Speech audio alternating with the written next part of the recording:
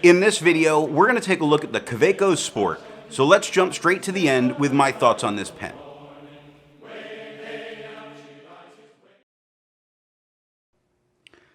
I wish I could say I love this pen.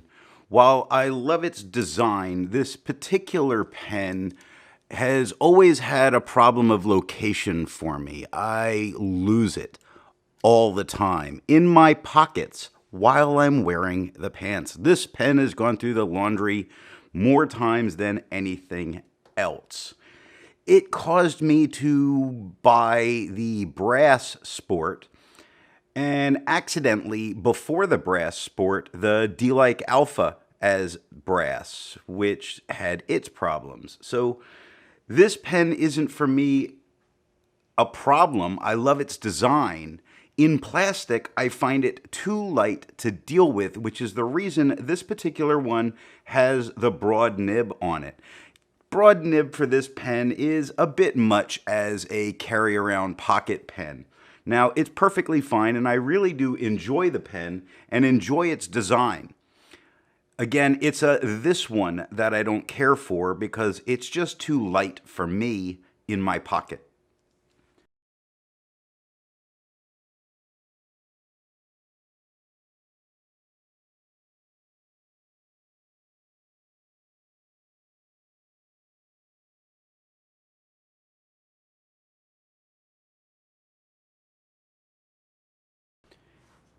Now that we know how I feel about the Kaweco Sport, let's see how I got to that opinion, starting with the unboxing. The Kaweco Sport comes in a box like this, which contains a box like this, which along with the pen comes with some ink cartridges like this. But it may also come in a box like this, with no cartridges.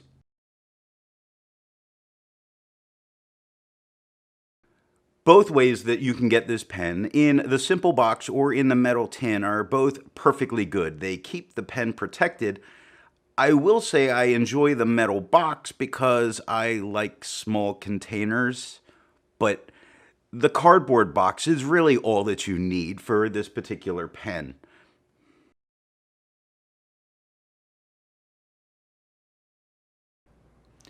With the pen out of the box, we need to get to the nib. Now, to be honest, as long as it doesn't take 20 turns to uncap a pen, I'm fine. But how many turns does this pen take to get uncapped?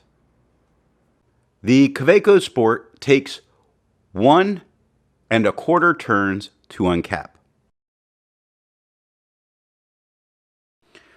1¼ turns doesn't seem excessive, and as a pocket pen, the only thing about that is that it does have to post in order to be able to use comfortably. So 1¼ turns might be a little bit more. I'd probably prefer to see this more around 1 turn, but this doesn't really create any problems, to be quite honest.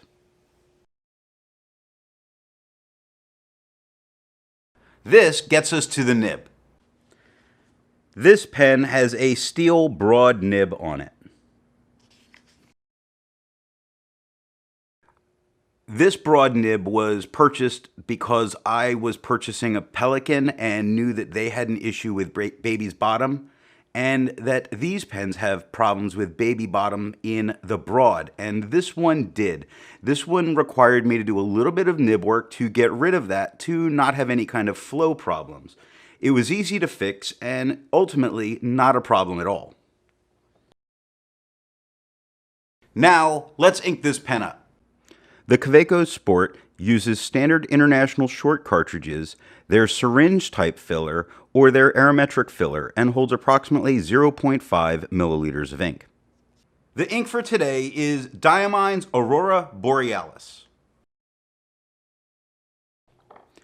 People have complaints about their piston converter and the aerometric. While I will say the aerometric converter does not fill very well, and that's what its problem is, many people on these plastic pens will eyedropper them. It holds a tremendous amount of ink when you do that. I just don't have the confidence to have that in my pocket the whole time, getting hot next to my leg.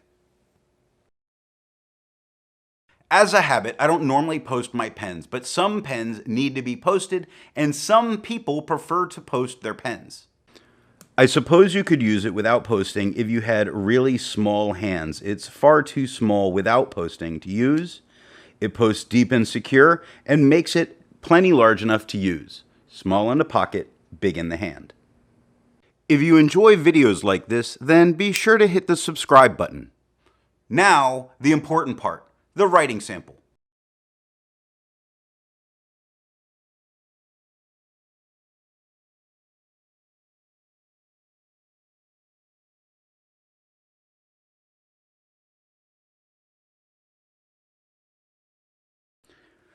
Posted, this pen is comfortable to use. I don't have any issues using it for extended writing sessions. During the entire page of this, I had no discomfort in my hand, and it was very smooth on the page.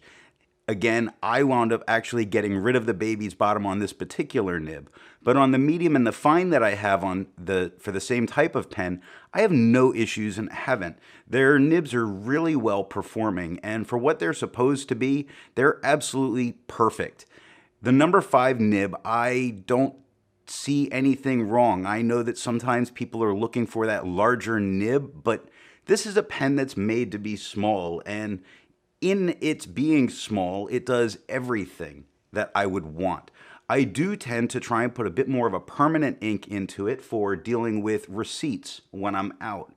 Now, this pen I enjoy enough, or I should say this design I enjoy enough, that I almost always have the Brass Sport in my pocket everywhere I go. It's not a big deal to have, and the heavier version I find I don't lose and don't have any kind of problems with.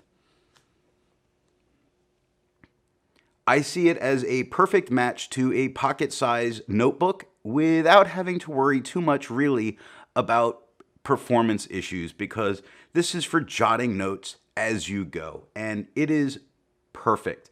I don't know if I've said perfect enough. In its design, I love it. It's comfortable to use. I could see using it for extended sessions, and I know some people that do.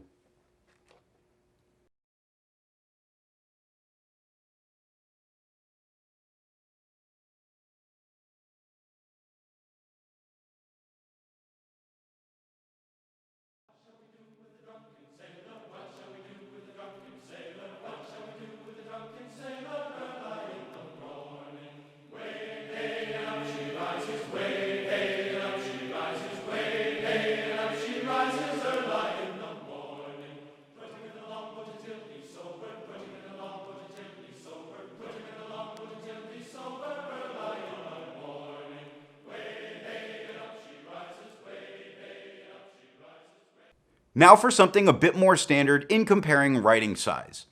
I use Mnemosyne Blue to do this. Here it is with a Yovo extra fine on the left, medium in the middle, and a 1.1 stub on the right.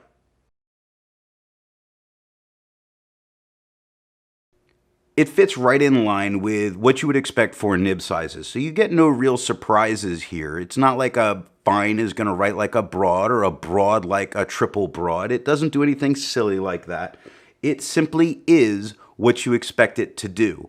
A smooth, nice writing, broad nib.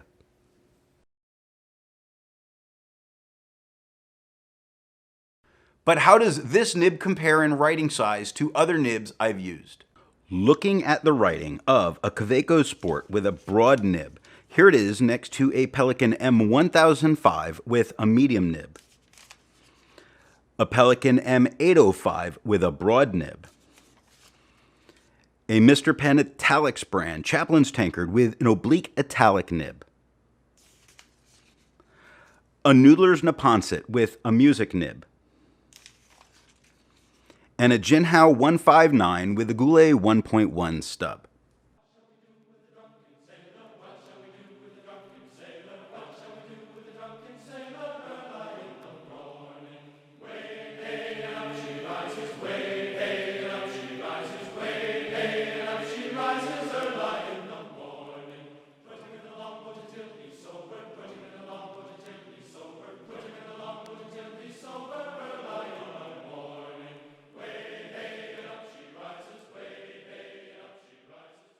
It isn't a pen review without doing some size comparisons.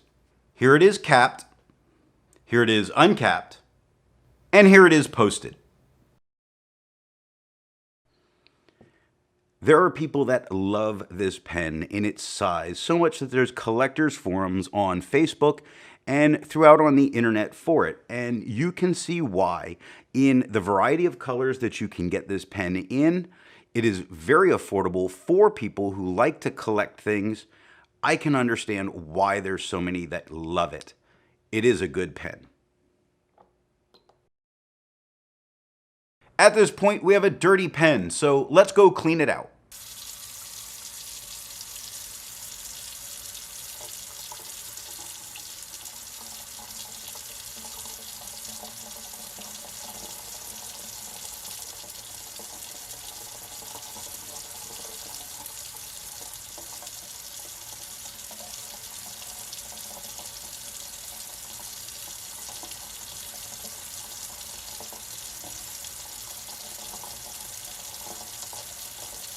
Be sure to check out the next pen review when we take a look at the Noodler's A.